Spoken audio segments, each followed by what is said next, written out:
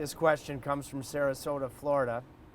Scotty dug in. Did he? Yeah, oh yeah, Scotty dug in, and so Scotty said, "Can you ask my dear friend Ken about?"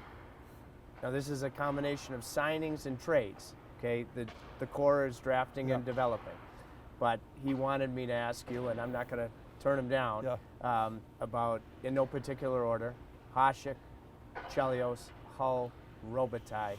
Take us beyond the curtain of those acquisitions. Well, that was an interesting offseason. We, in 2001, Red Wings won the Cup in 97, 98. We lost in the second round in 99, the second round in 2000, and lost in the first round in 01.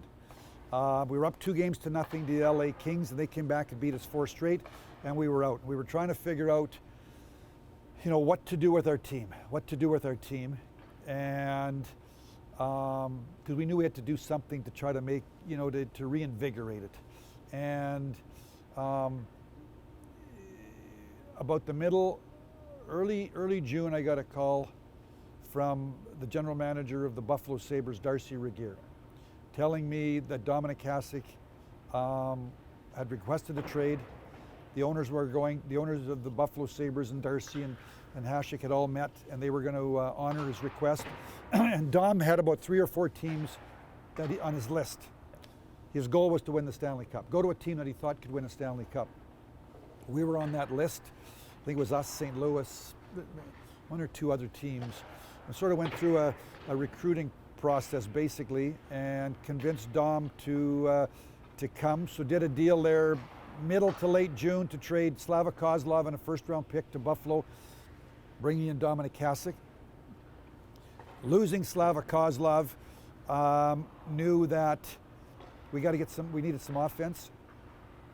And actually funny, I sat yesterday for a while at breakfast with Luc Robitaille, who we signed on July 1. And Luc, the previous year, I think he had 92 points, was a second-team All-Star with the LA Kings, but felt that he wanted to go elsewhere. He was pursuing a Stanley Cup.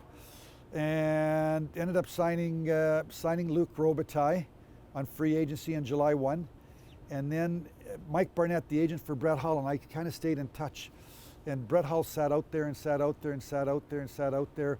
And I told Mr. Ilitch that Brett Hull was out there, and I said, Mr. Ilitch, we're way over budget. Like, Ozzy, I think, was making 3.5 or something. Dom was at 9, and Dom was interesting because when we got Dominic Hasek, he had a club option at $9.5 million. He'd made $9.5 million the year before in Buffalo, and if you acquired him, you could exercise the right to keep him at paying him 9.5. If you didn't pay him 9.5, he could become an unrestricted free agent. So I told Rich Winter, his agent, Nick Lidstrom makes $8 million, Steve Yzerman makes $8 million. They built the team. I can't bring somebody in from the outside that's going to make more than those guys. And Rich Winter called me the next day and he said, Ken, Dom doesn't want to make more than Nick Lidstrom and Steve Yzerman. He'll come to Detroit for $8 million. So got that done, and then got Luc Robitaille, and Brett Hull sat out there and sat out there and sat out there. And then about late July, actually it's a funny story. I went on a golf trip.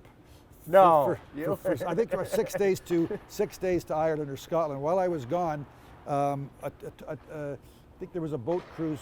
I think Atanas Illich, Mr. and Miss Illich was getting married in October, so they had a bit of a boat cruise. And I guess Jimmy D got a hold of Mike Illich at the front of the boat and was saying, we could add one more piece. Brett Hull's out there. Brett Hull's out there. So that was on a Sunday. On a Monday, I called Jim Nill in the office. I said, Jimmy, what's going on? He said, Ken, Jimmy D's got Mr. Illich fired up. I said, well, I said, you tell Jimmy D to take Jimmy D in to see Paul McDonald, our chief financial officer, and look at the books. And I think we were going to lose like $12 or $15 million in the regular season. And I called back and I said, I'll jump on a plane tonight and I'll be home tomorrow. I said, I'll be home Friday anyways. And then Mr. Illich, Jim Nill said to me, oh, when Jimmy saw the books, he said, oh, false alarm, false alarm. So I came home on the Friday, and 3 days later, Mr. Illich called me again and said, Ken, you know what, I'm all in. Is Hull still out there? And I said, yeah. And he said, let's get this thing done. Let's get this thing done. So I called Mike Barnett, and we finalized the deal and brought in Brett Hull. So all of a sudden we've added Hasek and Robitaille and Brett Hull, and we won the President's Trophy that year. I think we were like, I don't know, we were like 17-2-1 after 20 games. I mean, it got off to this incredible start. And then with about 10 games to go in the regular season, we had clinched the President's Trophy. And I remember Scotty asking me what I thought we should do the last 10 games, and I said, my suggestion was, you know, for the next 3 or 4, let's sort of rest some of our key guys. Let's bring them back for the last 4 or 5 games, and let's try to get revved up. It was a lesson for me. We took our foot off the gas, and I think we played the last 10 like 4-6, and we were sputtering going into the playoffs, and now we're down 2-0 to Vancouver in the first round. And we were heading out to Vancouver for Game 3 with our season on the line. You know, you take your foot off the gas, and this is a hard league to put your foot back on the gas. And Kluche let a goal in from center ice against Nick Lidstrom.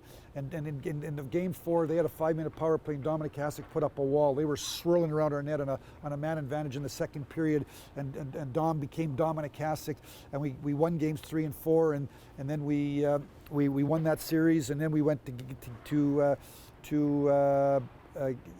round 3, played Colorado. We were down 3-2, and that's the Patrick Waugh. Late in the first period, I think he thought he had the puck in his glove and held his hand up, and Shanahan poked the puck in, and we won. I think Game 6 2-0. In Game 7, we blew them out 7-0. And then we had an incredible series with the Carolina Hurricanes, where I actually was just talking to Ron Francis about it. We're both in the Canadian Olympic team, and you know how critical Game 3 was. It was a swing game. If you went to triple overtime, the Larionov goal. If you know, he was saying too, he felt that if they could have won Game 3, and you know they were starting to, you know, now you're up 2-1, and you start to put pressure, and certainly the Game 3 was really the backbreaker. I think, you know, in that either way, and. So you know, that's sort of the walk down memory lane in 2002. Incredible memories, but and again, you know, people, you know, you think back, oh, they won the cup, but you know, I think back being down 2-0 to Vancouver, and being down 3-2 to Colorado, and being 1-1 going into Carolina and going into triple overtime, and how difficult it is to win the Stanley Cup. So many games and series.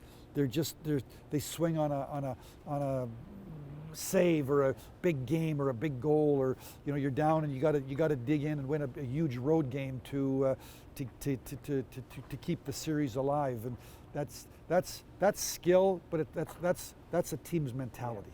You know, will, determination as a group, you know, and I think the experience, that's what I'm talking about, the adversity of all those disappointments in 93, 94, 95, 96, you know, it hardens you so that when you're in, you know, those other situations in the future, you're more prepared. And I don't know that you do anything different, you just play you realize at the end of the day, it's still a hockey game that's played on the ice.